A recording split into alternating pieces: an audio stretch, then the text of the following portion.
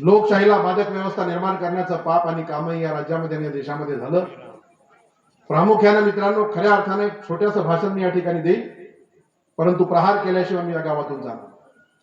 मला ठाऊक आहे की भाजपाला काय पाहिजे. युतीमध्ये अनेक वर्ष मी तुमच्या गावात आलो, मीही थोड्या दिवसाचा खासदार होतो. लोकप्रतिनिधी कसा असावा हे मी जवळून पाहिलेलं आहे. परंतु खऱ्या अर्थानं आपल्या माणसाकडून मतदान घेणं, खोटं बोलणं, रेटून बोलणं, विश्वासघात करणं, बर्बादीच्या उंबरठ्यावर समाजाला नेऊन उभं करणं आणि मालगुजारी म्हणून आपलं पद भोगणं, याच्या पलीकडे आपल्याला काहीच बघायला मिळालं नाही. आपल्या पदरात आलं ते फक्त दारिद्र्य. कुठे आहे माझा शेतकरी, कृषी प्रधान राज्याचा आणि देशाचा शेतकरी, कृषी प्रधान प्रथम स्थानी पाहिजे असलेला शेतकरी आज खऱ्या अर्थानं दारिद्र्य रेषेखालीही गेलेला आहे. कसं जगावं हे द्वंद्व आहे. त्याच्या बाजारपेठा लुटल्या गेल्या आहेत, त्याच्या मालाला भाव मिळत नाहीये, त्याच्या शेताचे पाणीचं वाटप योग्य होत नाहीये, पाणीचं बिल किती येत आहे, इलेक्ट्रिकचे बिल गगनाला भिडलेले आहेत, भाव खाण्याच्या साध्या वस्तूंचे भाव ज्याच्यावर कधीही टॅक्स आपण बघितला नव्हता त्या सगळ्या वस्तूंवर आता टॅक्स लावलेला आहे. कुठे गेले डाळीचे भाव, कुठे गेले तेलाचे भाव, लोकांच्या ताटातून डाळ गायब झाली आहे, लोकांच्या ताटातून भाजी गायब झालेली आहे. लोकांनी कसं जगावं आणि कसं मरावं हे द्वंद्व लोकांच्या मनामध्ये असताना खऱ्या अर्थानं आम्ही आलो आहे होऊ द्या चर्चा या मधराखाली तुमच्याशी संपर्क साधायला. माझे पक्षप्रमुख महाराष्ट्रातून आव्हान देत आहेत की चर्चा झाली पाहिजे, लोकांच्या मध्ये माझा शिवसैनिक गेला पाहिजे, त्याच्या हृदयाला स्पर्श केला पाहिजे आणि त्याला विचारलं पाहिजे की काय चाललंय तुझं, कसं चाललंय तुझं, तुला आजची सरकार परवडते आहे का, हे सगळं झालं ते कसं झालं, हे सरकार आणली कोणी, हे सरकार आपल्या मतदानातून आली आहे. महाराष्ट्रामध्ये आणि देशामध्ये कलंकित करणारं, लोकशाहीला मारक व्यवस्था निर्माण करणारं काम आणि पाप रामाचं नाव घेणाऱ्या भारतीय जनता पक्षाने केलं. या पक्षातून फोडले, त्या पक्षातून फोडले, याला लाख रुपये दिले, त्याला कोटी रुपये दिले आणि मग वर्तमानपत्र आणि इलेक्ट्रॉनिक मीडिया बोंबलायला लागली आणि आम्ही सगळे बोंबलत होतो की 50 खोके एकदम ओके. गद्दार जिकडे तिकडे, पहिले शिवसेना फोडली, आता राष्ट्रवादी फोडली, फक्त सरकार पाहिजे. कोण रे भडवीचे तुम्ही? तुमच्या बापाचे सरकार आहे. भारतरत्न डॉक्टर बाबासाहेब आंबेडकरांनी संविधानानं खऱ्या अर्थाने ह्या देशाची चौकट कशी राहील, लोकशाही कशी नांदेल आणि राबेल, प्रत्येक माणसाला त्याच्या मूलभूत अधिकाराचं संरक्षण देईल आणि हे संविधान या देशाला संरक्षणाची कवचकुंडलं बहाल करेल, अशा पद्धतीची कार्यप्रणाली मित्रांनो, लोकशाहीला पोषक अशी कार्यप्रणाली आपण इथे राबवली. पण काय घडलं, कुठं बिघडलं, कुठं थांबलं? ज्याच्यावर नोटीस आले, ईडीचे, सीबीआयचे, इन्कम टॅक्सचे, याच्यावर आला होता ना. या कार्यालयात या, बोलवते आहे पोलीस, पोलीस स्टेशन, अटक, जमानती, 100 कोटी 200 कोटी, तुमच्या बापांनी पाहिले होते एवढे कोटी. नोटीस देत जायचे एका पक्षाच्या आमदाराला, एका पक्षाच्या खासदाराला आणि महिना 2 महिन्यामध्ये नोटीस देऊन एखाद्याला जेलमध्ये टाकायचं. अरे तिकडून जमानत होऊन आला रे आला की दुसऱ्या महिन्यामध्ये तो भाजपात. शिवसेनेचे 40 गेले आणि 10 अपक्ष, 50 गेले तेव्हा भाजपाला सरकार बनवता आलं. वाटलं की आता अपात्र होतील आमदार, म्हणून आता अजित पवारांना फोडलं. याच अजित पवारांच्या बाबतीत आमचे सहकारी सांगत होते 70,000 कोटीचा सिंचनाचा घोटाळ्याचा आरोप या देशाच्या पंतप्रधानांनी लावलाय. 2-3 महिने झाले असतील. तो आला तुमच्याकडे, विषय संपला. आमच्यातले ते आमदार शिवसेनेचे 50 कोटी 100 कोटी. कोण? भावना गवळी यवतमाळची, 118-128 कोटीचा आरोप होता. पाहता एक फोन मला आला, माझ्या वकिलाकडे ती बसली होती, ती सांगत होती प्रकाश भाऊ अंतिम जय महाराष्ट्र. मी म्हटलं हे काही नवीन नाही, आम्ही ऐकतो आता 30-40 वेळा ऐकलं अंतिम जय महाराष्ट्र, अंतिम जय महाराष्ट्र. अरे भळव्या हो, अंतिम दिवस तुमचा आहे, अंतिम दिवस महाराष्ट्राचा असूच शकत नाही. ही शूरांची भूमी आहे, ही वीरांची भूमी आहे, ही बलशाली भूमी आहे, ही विचारवंतांची भूमी आहे. इथं माणूस कधी चिडत नाही आणि चिडला तर कोणाच्या बापाला सुद्धा ऐकत नाही. शेतकरी म्हणून आम्हाला गरीब समजण्याची चूक कोणी करू नका. आंदोलन होतात शेतकऱ्यांचे, मग ते पोलिसांना सुद्धा थांबवता येत नाही. हा इतिहास महाराष्ट्राचा आहे. ही ज्ञानेश्वराची भूमी आहे, ही तुकाराम महाराजांची भूमी आहे, ही राष्ट्रसंत तुकडोजी महाराजांची भूमी आहे, ही भूमी आहे गाडगे महाराजांची, ही भूमी आहे बाबासाहेब आंबेडकरांची. अरे जिकडे जाल तिकडे दर 2 जिल्ह्याला एक रत्न जन्माला आली. त्या संतांची जन्म आणि कर्मधर्म भूमी आहे. ही शिवाजी महाराजांची जन्मभूमी आहे. त्या शिवाजी महाराजांच्या जन्मभूमीला नमन करत असताना बैमान शोधण्याची आवश्यकता आहे. वेळ गेली तर ती कधी पुन्हा येत नाही आणि वेळ चुकली तर ती माफही करत नाही. अच्छे बर्बाद होऊन जाल. भाजपाच्या कधी टाळ्या वाजवा, कधी ते काय लाटणं बेलणं घेऊन वाजवा, कधी मोबाईलचे लाईट दाखवा. अरे भडव्यानं सगळ्या चुत्या बनवलं दुनियाले. हे सगळं वाजवून जर पोट भरलं असतं तर तेच वाजवत मागाचे काम आपण मागावरून जाऊन केले असते ना. त्यांना कशाला वेगळं काढलं असतं. आणि म्हणून खऱ्या अर्थानं मित्रांनो, जातीपातीचं राजकारण खऱ्या अर्थानं या राज्यामध्ये आणि देशामध्ये कोणी केलं असेल तर ते भारतीय जनता पक्षानं विष करण्याचं काम केलं. समाज एक वेळा मूर्ख बनेल, समाज 2 वेळा मूर्ख बनेल, जातीच्या नावानं लढेल, जातीच्या नावानं बोंबलेल. आज आरक्षणाचं आपण सगळं विषारी विष बघतोय. ओबीसी समाज एकवटलाय, तो ओरडतोय आमच्यात आरक्षण कोणाला द्यायचं नाही. तिकडे मराठा ओरडतोय, बोंबलतोय की आम्हाला हक्काचं आरक्षण द्या, आमच्यात गरीब आहे. छोटे छोटे लोक, धनगर लोक किती वेळा खोटं बोललेत. या संपूर्ण देशामध्ये पहिला नारा दिला होता आदरणीय हिंदू हृदय सम्राट बाळासाहेब ठाकरेंनी, या देशातल्या कोणत्याही जातीचा असू दे त्याच्या पोटाची गरिबी तपासा. तो गरीब आहे का, खायला नाही का, मजुरी नाही का, उत्पन्नाचे साधन नाही का, जितके पोरं तितके बेरोजगार आहेत, शेती नाही, हातात काम धंदे नाही, अशा कुटुंबाला आरक्षणाची गरज आहे. पोट तपासून आरक्षण द्या आणि या देशामध्ये एक संघटना निर्माण करा. हे कोण बोललं होतं सर्वात पहिले? हिंदू हृदय सम्राट शिवसेना प्रमुख बाळासाहेब ठाकरे बोलले होते. तेव्हा काही लोक हसले होते, काही लोकांनी टिंगल केल्या होत्या. आज सगळे हातावर हात देऊन बसलेले आहेत. तुला आरक्षण जास्त मिळतं की मला आरक्षण जास्त मिळतं. अरे सवलतीवर देश जगू कसा शकतो? श्रमाला प्रतिष्ठा जिथपर्यंत मिळत नाही, शेतीला भाव मिळत नाही, त्याच्या कर्तृत्वाला स्थान मिळत नाही, समाजामध्ये गौरव आणि लौकिकता त्याला प्राप्त होत नाही. आणि म्हणून कृषीप्रधान देशाच्या शेतकऱ्याला आम्ही विसरलो. या देशाची अर्थव्यवस्था बोटावर मोजण्यासारख्या पुंजीपतींनी तहस करून टाकली, शेतकऱ्यांनी नाही. शेतकरी राबला, काल राबला, आज राबला, उद्याही राबणार आहे. तो राबतो आहे, रक्ताचं पाणी करतो आहे. कुटुंबाची कुटुंब बर्बाद झाली, मात्र त्यांनी आपली शेती सोडली नाही. ही माझी माय आहे, ही माझी अन्नदाता आहे. मी अन्न कमवतो माझ्यासाठी नाही, देशाच्या नागरिकांसाठी. आणि देश ज्याच्यावर चालतो तो अन्नदाता मी आहे. या गर्वानं, या घमंडानं, या इराद्यानं आणि या पक्क्या विश्वासानं त्यानं शेती कधी सोडली नाही, तो शेतीच्या कधी दूर गेला नाही. आपण काय केलं? या देशामध्ये चर्चा झाली पाहिजे. या देशामध्ये लोकांनी 1000 कोटी लुटले, 2000 कोटी लुटले, 9000 कोटी लुटले, 10000 कोटी लुटले. लोकांनी एवढा पैसा लुटला, त्याच्यात एकही शेतकरी नव्हता, एकही गरीब माणूस नव्हता, एकही छोटा मोठा उद्योजक नव्हता. कोण होतं? हे सगळे भाजपाचे फंटर. या भडव्यांनी जितके पैसे लुटले त्या लोकांना या देशाच्या पंतप्रधानानं अत्यंत जबाबदारीनं बोलतो आहे, या देशाच्या सरकारनं, मोदीच्या सरकारनं 11 लाख कोटी रुपयाचं कर्ज माफ केलं आणि आम्ही गप्प बसून राहिलोय. 11 लाख कोटीचं कर्ज शेतकऱ्यांच्या पदरामध्ये मूठभर जरी टाकलं असतं ना तरी सगळा समाज सुखी झाला असता. ते झालं नाही. पाश्चिमात्य हमले आले, या देशाला आणतो, त्या देशाला आणतो. थोड्या दिवसाच्या पहिले G20 आली होती, नागपूरला C20 आली होती, बरोबर ना? C20 म्हणजे G20 जे आहे 20 देश एकत्र आले, एकामेकाला व्यापारामध्ये आम्ही सहयोग करू, संरक्षणामध्ये सहकार्य करू, असं बोलत बोलत 20 देश एकत्र आले. त्यांचे पंतप्रधानांनी, राष्ट्रपती एकत्र आले. त्या देशातल्या सार्वजनिक ज्या संस्था आहेत, सेवाभावी संस्था, त्यांचे प्रतिनिधी म्हणजे C20 नागपूरला आले. सिव्हिल लाईन मध्ये सगळीकडे नीटनेटकं लाईट, इलेक्ट्रिक खांब, त्याच्यावरती लाईट, त्याला चुना, भिंतीला चुना, नाला दिसला की तिथे पडता. आणि नागपूरच्या सगळ्या झोपडपट्ट्या लपून ठेवलेलं, सगळ्या झोपडपट्ट्या. आली C20, 100-200 कोटी रुपये माती मोल करून टाकले. नागपूरच्या पदरात विकासामध्ये किती रुपये आले आतापर्यंत? या देशामध्ये G20 झाली. एकाही देशाने आपल्या भारतामध्ये कोणताही उत्पादन आणि कोणताही उद्योग आणि कोणती आर्थिक व्यवस्था मदतीसाठी किंवा या देशाला पुढे नेण्यासाठी आली नाही. तर मग G20चं सोंग आणायचं आणि आपलं सगळं पाप लपवायचं. आपल्या मुख्य चर्चा आता बाजारातून संपल्या पाहिजे म्हणूनची ही नौटंकी होती मोदींची. मोदींच्या भ्रष्टाचार काय कमी आहेत? आयुष्यमान योजना आणली. आयुष्यमान योजना 5 लाख रुपयापर्यंत गरिबांना कुठेही आरोग्याची सेवा लागली तर सरकार करेल 5 लाख कोटी. माझ्या अपेक्षा आहे तुमच्या सगळ्या लोकांकडून, परंतु माझ्या अपेक्षा सर्वात जास्त या गावाच्या तरुणांकडून आहे. जो शिकला आहे, जो खऱ्या अर्थानं समाजाला प्रेरणा देऊ शकतो, समाजाला दिशा दाखवू शकतो, समाजापुढे बोलू शकतो, त्याचं दुःख हेरू शकतो, तो त्याच्यावर चर्चा करू शकतो, समाजामध्ये परिवर्तनाची ताकद ठेवू शकतो.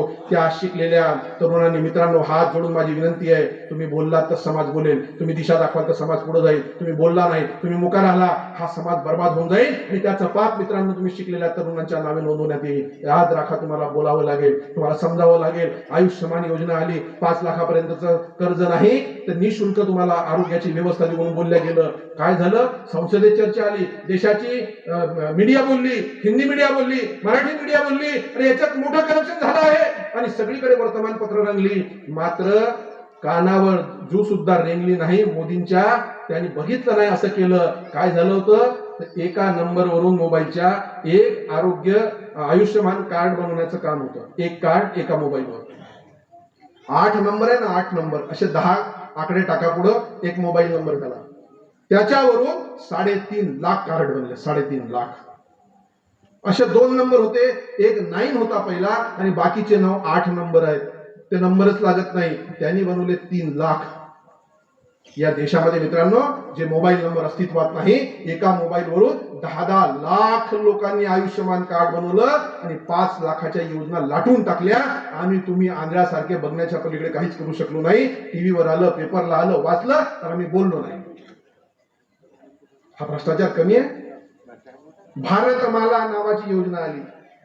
या देशामध्ये 75,000 कोटी किलोमीटरचे रस्ते, 75,000 किलोमीटरचे रस्ते बनवण्याचा उपक्रम सुरू झाला. आणि त्या रस्त्यांमध्ये मित्रांनो खऱ्या अर्थानं 15 कोटी रुपये एका किलोमीटरचा खर्च होता. 15 कोटी रुपयाच्या जागी या मोदीच्या सरकारने काय केलं तर 25 कोटी रुपये प्रति किलोमीटरचा भाव लावला.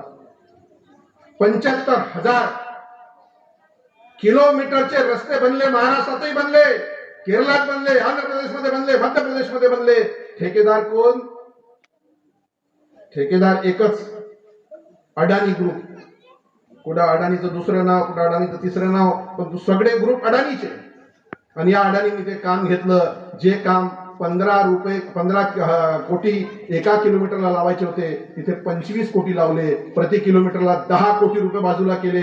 75,000 किलोमीटरचे रस्ते बनले. 75 लाख कोटी, बरोबर ना? 7.5 लाख कोटी झालं करप्शन. चर्चा होत नाही. मोदींनी सांगितलंय ना, म्हणून चर्चा होत नाही. असे अनेक उदाहरणं मित्रांनो माझ्याकडे आहे. परंतु ऐकण्याची क्षमता कोणामध्ये आहे? किती वेळ तुम्ही ऐकणार आहेत? एक माझं कीर्तन काय तर आता खऱ्या अर्थाने या देशामध्ये, राज्यामध्ये वारकरी संप्रदाय झाला, महानुभाव संप्रदाय झाला, एक पंथी संप्रदाय झाला, अनेक पंथ झाले. 5 महाराष्ट्राचे प्रमुख पंथ ओरडत होते. कुठे वारकरी येत होता, कुठे तुकारामाची गाथा येत होती, कुठे संतांच्या वीरांचे विचार येत होते. आणि ते सगळे विचार चालत असताना महाराष्ट्रामध्ये स्त्रीचं खऱ्या अर्थानं मान सन्मान कसा राखायचा, तरुणांचा मान सन्मान कसा राखायचा, वडीलधाऱ्यांचा मान सन्मान कसा लावायचा, रात्र दिवस कीर्तनाचे धडे आणि कीर्तनातून संस्कार देणारा माझा महाराष्ट्र पंगू कसा झाला. आता कुठे विचार कमी पडले आहेत? हे गीता कुठे कमी पडली आहे? हा सगळे ज्ञानेश्वरी कुठे कमी पडली आहे? का मी या राज्याच्या खाईत लोटल्या गेलो आहे? आज माझा महाराष्ट्र कुठे पाहिजे होता? आज माझा महाराष्ट्र आहे कुठे? तुम्ही महाराष्ट्राचे मतदार, महाराष्ट्राचे नागरिक आहेत. महाराष्ट्राचा विकास किती झाला हा तुमच्या डोळ्यापुढे आहे. आणि जर विकास झालाच नसेल, कुठल्या उद्योग आलेच नसतील, बेरोजगाराच्या हाताला काम मिळालं नसेल, रोजगार स्वयंरोजगाराची साधनं मिळाली नसेल, शेतकरी बर्बाद झाला असेल, सिंचनाची साधनं अपुरी पडत असतील, वीज जिकडे जाल तिकडे लुटते लोकांना. आणि म्हणून असं सगळं चित्र असताना, या महाराष्ट्रामध्ये अराजकता असताना मित्रांनो माझा खरा प्रश्न आहे की या महाराष्ट्रावर 9 लाख कोटीचं कर्ज कशासाठी झालं? तुमच्या माझ्या महाराष्ट्रावर 9 लाख कोटीचं कर्ज कुणी काढलं? हे कर्ज, या कर्जातून महाराष्ट्राला काय मिळालं? कुठे संपदा निर्माण झाली? कुठे गौरव झाला या महाराष्ट्राचा? आणि काहीच जर पदरात पडलं नसेल तर येणाऱ्या निवडणुकीमध्ये ओरडावं लागेल की माझ्या महाराष्ट्रावर जिथला मी मतदार आहे, ज्याचा मी मालक आहे, तिथे 9 लाख कोटीचं कर्ज कशासाठी? शाळा विकल्या बैमानांनो तुम्ही. मराठी शाळा डबघाईस आणल्याय. मराठी शाळेमध्ये पोरं येत नाही, आले तर अच्छ दर्जेदार शिक्षण नाही, फी नाही आहे तिथे, खिचडी फुकट आहे, शाळेचा गणवेश फुकट आहे, पुस्तकं फुकट आहे, पण पोरच येत नाही. का? तर शिक्षण आहे आउटडेटेड, जुनं. ज्या शिक्षणाचा या राज्याला आता कुठलाही उपयोग होणार नाही. एकीकडे आपलं हक्काचं सरकारी शिक्षण डबघाईस आणलं, बर्बाद केलं, शाळा बंद होण्याच्या मार्गावर आहेत. दुसरीकडे काय केलं? सीबीएसईच्या शाळा, इंग्रजी माध्यमाच्या शाळा, पुंजीपत्यांच्या शाळा, द्या 500 रुपये, द्या 1000 रुपये, द्या 2000 रुपये. शाळेने धंदा लावला, तो धंदा जोमात सुरू आहे आणि माझा धंदा शाळेचा ऑक्सिजनवर आहे. ही विषमता निर्माण करण्याचं पाप कोणी केलं? किती लिफाफे तुम्हाला महिन्याचे येतात, किती करोड रुपये तुम्ही वर्षाला घेतात या इंग्रजी माध्यमाच्या शाळांकडून. आणि म्हणून मित्रांनो, ही चर्चा झाली पाहिजे, याच्यावर तुम्ही बोललं पाहिजे. मंत्र्याच्या गाडीला आडवं झालं पाहिजे. लाल दिव्यातला मंत्री ज्या दिवशी महाराष्ट्राची बैमानी करून रस्त्याने पळताना दिसेल, तो खरा लोकशाहीचा साजेल असा महाराष्ट्राचा दिवस आहे. मित्रांनो, तुम्ही उठणार आहात की नाही? आम्ही उठवायला आलो, तुम्हाला साथ द्यायला आलो, तुमच्याशी चर्चा करायला आलो. तुम्ही माझा परिवार आहे, आपण एका परिवारातले लोक आहोत. शेतकऱ्यांची मुलं आहोत आम्ही. आमचं इथं दुखते आणि म्हणून आम्ही पेटून उठतो आणि म्हणून लोकांकडे येतो. चर्चा तर होईल. आता महाराष्ट्राचा उपमुख्यमंत्री ज्यांच्याकडे गृह खातं आहे त्या देवेंद्र फडणवीसांना सांगा की कधीतरी कायद्यावर बोला. रोज चाकू, रोज कोणाच्या तरी पोटात जातो, रोज बलात्कार होतो, रोज माय भगिनींची बेबरू होते, रोज लुटालूट होते. या नागपूरमध्ये अराजकता निर्माण झाली. कशाला भिजू टाकायला बनवलं गृहमंत्री? आणि म्हणून कायद्यावर बोललं जात नाही. आणि म्हणून कोणी काय केलं मला याच्यावर बोलायचं नाही. जिकडे जाल तिकडे गडकरींचे रस्ते दाखवतात. हा महामार्ग बनवला, तो महामार्ग बनवला. अरे करोडो रुपये, लाखो रुपये लुटून टाकले तुम्ही या देशाच्या रस्त्यांचे. आणि गडकरी साहेब, आता तरी खोटं बोलणं थांबवा. तुम्ही जो रस्ता दाखवताय ना आम्हाला हायवेचा, तो रस्ता आमचा नाहीये, तो रस्ता तुमचाही नाहीये. दर 50 किलोमीटरवर ठेकेदारांना 500-500 कोटी रुपये त्यांनी कर्ज उचललं. त्या कर्जातून तो रस्ता बनला. तो रस्ता त्या कर्जामध्ये ज्या बँकेतून कर्ज घेतलं त्या बँकेत तो गहाण आहे. त्या रस्त्यावर चालायचं असेल, गाडीत बसावं लागेल आणि दर 50 किलोमीटरवर लागलेला जो गेट आहे ना, टोल गेट, त्या टोल गेटवर रोज रोज पैसे द्यावे लागेल. जितक्या वेळा जाल तितके वेळा पैसे देत जा. मग तो पैसे देऊन ज्याच्यावर चालतो तो रस्ता तुमच्या माझा मालकीचा कसा असू शकतो? तो सरकारचा कसा असू शकतो? तुम्ही किती लुटणार आहात? 30-30 वर्ष, 40-40 वर्ष तुम्ही त्याला ठेका देऊन टाकलेला आहे. हा आपला गप्पा असत्या खासदार होती काही इंचात फुटात. आम्ही सगळ्यांनी श्रम केले, निवडून आणला. अरे जीव दुखतो. तुला जे शिवसेनेनं दिलं ना भडव्या, ते कोणीही देणार नाही. खाली डमरी वाजून मतदान मिळत नाही. आता ये निवडणुकीमध्ये तुला दाखवतो. चारही मुंड्या मातीमोल केल्या नाही तर नावाची शिवसेना आणि नावाचे आमच्यासारखे कार्यकर्ते नाहीत. तुझा प्रचार करू ना, तुझ्याशी हिशोब होईल ना, तुझ्या गाडीला आळी होऊ ना. आम्ही विचारू ना की कोणाचं काय चुकलं ते जाऊ दे, पण तू खासदार होता, 2 वेळा निवडून आला होता, 1 वेळा हरला होता. तुला कधी विचारलं नाही तू कुठल्या समाजाचा आहे? तुला कधी विचारलं नाही तू कुठल्या पक्षात होता? ज्या पक्षात इतके वर्ष होता त्या पक्षाने तुला काही दिलं नाही हे कधी उद्धवजींनी विचारलं नव्हतं. आम्हाला आदेश आला, उमेदवार दिला, निवडून आणा. चांगला माणूस आहे, गरीब माणूस आहे, पण कोणालाच ठाऊक नव्हतं की आतल्या गाठीचा बिलंदर हा उद्या आपल्या बोकांडी बसणार आहे. म्हणून बसला बोकांडी. आता याच्या पुढे कधी लोकप्रतिनिधी याच्या पुढच्या जीवनात कधीच तो बनू शकणार नाही. कोणत्याही पक्षात जाऊ दे, शिंदेच्या पक्षात जाऊ दे, नाही तर भाजपाच्या पक्षात जाऊ दे. या भाजपाला लोक विचारणार आहेत.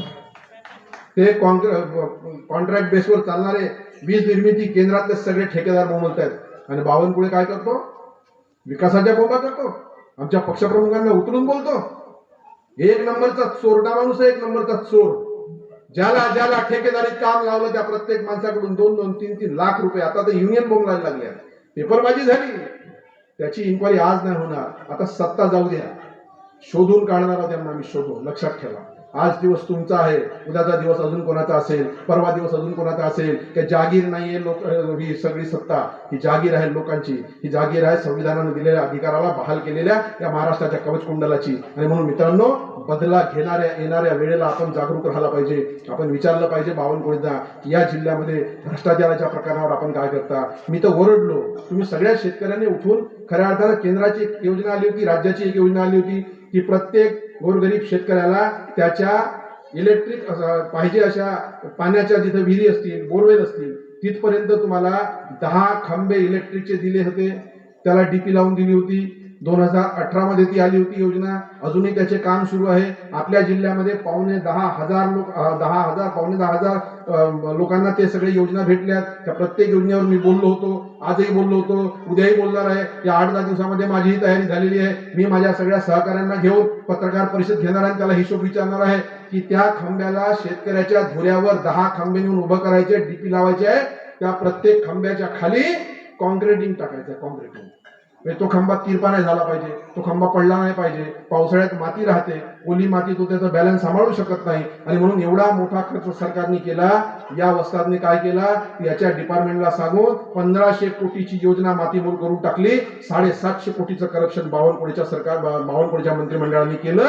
आणि बावनकुळेने काय केलं, सरळ आदेश देऊन टाकला, गड्डा खोदा आणि शेतकऱ्याचा खंबा मातीत नेऊन उभा करा. एक पाऊस पडला की तो खंबा किरपा होतो, तो खंबा उजवीकडे वागतो, तो खंबा कुठेतरी झुकतो, तुटतो आणि लोकांना नको त्या सगळ्या संकटाला सामोरे जावे लागते. एवढी लुटालूट महाजन कोणी केली, ज्याचा मंत्री बावनकुळे होता. हा एक विषय नाही, असंख्य विषय आमच्याकडे आहेत. आम्ही आता बोलणं सुरू करतोय. 2024 निवडणुकीचं वर्ष, लोकसभेचं वर्ष, तेव्हा शेतकरी बांधवांनो, आपण ग्रामीण भागातले नागरिक आहोत. मी प्रत्येकाला सांगेन, चूल आणि मूल नाही मातांनो, आता हातामध्ये रणरागिणीचं रूप धारण करून रस्त्यावर येऊन बोलावं लागेल. कुटुंबाला चुकीच्या मतदानाला जाऊ देता कामा नये. तुम्हीच आता खऱ्या अर्थानं कुटुंबाची उद्धार करता आहे. तुम्ही समाजाची चालक मालक आहे. तुम्हाला शिवराय घडवायचा आहे, तुम्हाला बाबासाहेब आंबेडकर घडवायचं आहे, तुम्हाला सावरकर घडवायचे आहे, तुम्हाला वेगवेगळे थोर महात्मे आणि चारित्र्य जर या संपूर्ण महाराष्ट्राला देऊ, या महाराष्ट्राला चारित्र्य संपन्न सामर्थ्य जर द्यायचं असेल तर तुमच्यावर प्रचंड मोठी जबाबदारी आहे. आणि मग तुम्हाला उठून सांगावं लागेल की आम्हाला महागाईचे चटके भोगता भोगता आमचं कुटुंब बर्बाद झालं. आमच्या तरुणांना नोकऱ्या नाही, कारखाने येत नाही, उद्योग येत नाही आणि तर आम्हाला नोकऱ्या मिळत नाही. आमचे मुलं बाळा शिकून दारूचे गुंत्यांवरची गर्दी वाढवत आहेत. दारू आणि पान टपरीवरची गर्दी वाढवणारे तरुण जर निर्माण झाले, या देशाच्या खऱ्या अर्थानं मालक चालकाचं काय? कुठे गेले आमच्या गावातले आखाडे, व्यायामशाळा कुठे? कसे तरुण पोरं तयार होतील? या गावचे संरक्षण करता कसे निर्माण होतील? आखाडे बंद झाले आणि हातात देशी दारूचे पव्वे दिले. जिकडे जाल तिकडे समाज दारूमध्ये लोळण्याचं पाप होते आहे. हे पाप या देशामध्ये कोणी केलं? आणि मोदींचे प्रचाराच्या वेळेला आम्ही येऊच आणि याच्या आधी पण येऊ आणि वेळोवेळी येऊन सांगू, एक नव्हे 50 मोठमोठाले हजारो कोटी रुपयाचे भ्रष्टाचार मोदींच्या काळात झाले आहे. मोदी मूर्ख बनवणं बंद करा. मोदी आम्ही चुतीये नाहीये, आम्ही अशिक्षित नाही आहे, आम्ही अनपढ नाही. शेतकऱ्यांची मुलं असलो तरी आम्हाला आता बोलता येते. न बोलता तुम्ही आम्हाला रान दाखवला, तुम्ही आम्हाला कृष्ण दाखवला, तुम्ही आम्हाला जन्मभूमी दाखवली. आम्ही आंदोलन केले, असंख्य कुटुंबातले लोक तरुण आम्ही गमावले. त्या तरुणांना कधी तुम्ही पुन्हा कधी वाट बघितली नाही. तुम्ही लढवत गेले. कधी मुसलमानाचे भोंगे उतरा, तर कधी दलितांना हे करा, कधी हिंदूंना हे झालं आहे. जिकडे तिकडे घावं देण्याचे काम केले. तुमची जादू एक वेळा चालली, तुमची जादू 2 वेळा चालली. तुम्ही देशाला मूर्ख बनवलं, देशाचे तुम्ही पंतप्रधान झाले. आता पुरे झाला हा धंदा राजकीय. आता खऱ्या अर्थानं उठाव झाला पाहिजे, उत्कर्षासाठी उठाव झाला पाहिजे, शेतकऱ्याच्या कुटुंबाला न्यायासाठी, शेतकऱ्याच्या तरुणाच्या हाताला काम मिळवून देण्यासाठी. आणि मित्रांनो, आता जो कोणी येईल, आम्ही गेल्यावर बाकीचे भडवे येतील, सोरं ते सांगतील. ते शिवसेनावाले ते ओरडत होते, ते चूक सांगत होते, ते खरं सांगत होते. जे जे बोलेल त्यांना बोलू द्या, मात्र तुम्ही तटस्थ पद्धतीनं सांगा, हे गाव मूर्ख नाही, हे गाव आता मतदान देणार नाही. या गावाने महागाईचे चटके भोगलेले आहेत. तुम्ही आमच्या दुःखासुखात कधी आले नाही. निवडणुकीच्या वेळेला जे जे तुम्ही केलं ते सगळा खेळ तुमचा तुम्हाला लकला. याच्या पुढे गावात येणे नाही, याच्या पुढे गावात तुम्ही फिरणे नाही. तुम्ही गावाची कवच कुंडल बना, तुम्ही संरक्षण प्रदान करा, या गावाला बोलके व्हा, चळवळी करा आणि खऱ्या अर्थानं एकामेकाला आलिंगन देऊन आम्ही एक कुटुंब आहोत, एक गाव म्हणजे या उदात्त भावनेनं आपण संघर्षासाठी उभे व्हा. एवढंच मी या ठिकाणी सांगेल मित्रांनो. अभी नाही तो कभी नाही. एक निवडणुकीची चूक झाली, चुकीचे लोक निवडून आले तर 5 वर्ष चूक तुम्हाला दुरुस्त करता येत. लक्षात ठेवा, 5 वर्ष. 25 वर्षाचा पोरगा 30 वर्षाचा होतो, वयाचे वय निघून जाते आणि एक पिढी बर्बाद होऊन जाते. एक पिढी खऱ्या अर्थानं बर्बादीच्या उंबरठ्यावर उभी होते. व्यसनाला समाज लागून जातो. 5-5 वर्षाचे चुकलेले गणित परवडणारे नाही. भावनात्मक जातीपातीला मानून तो माझ्या जातीचा आहे म्हणून मतदान देऊ दे, तो श्रीमंत आहे म्हणून मतदान देऊ दे, तो आपल्या गावामध्ये काही मंडळांना पैसे देतो आणि म्हणून चंदा देतो म्हणून त्याला मतदान देऊ दे. ह्या चुका पुन्हा पुन्हा करू नका. जो जो देतो ते घेऊन टाका, ते आपल्या लुटीतलं आहे. मात्र मतदान आपलं जर चुकीच्या मार्गाने गेलं तर आपण संविधानाशी बैमानी केली, बाबासाहेबांशी बैमानी केल्याचं पाप होईल. हे चूक मित्रांनो होऊ देऊ नका आणि आपल्या भवितव्याची राख रांगोळी करू नका. उठावासाठी, उठा बचावासाठी, उठा राष्ट्राच्या उन्नतीसाठी, उठाव लोकशाहीला संरक्षणाची कवच कुंडल बहाल करण्यासाठी. जय हिंद, जय महाराष्ट्र.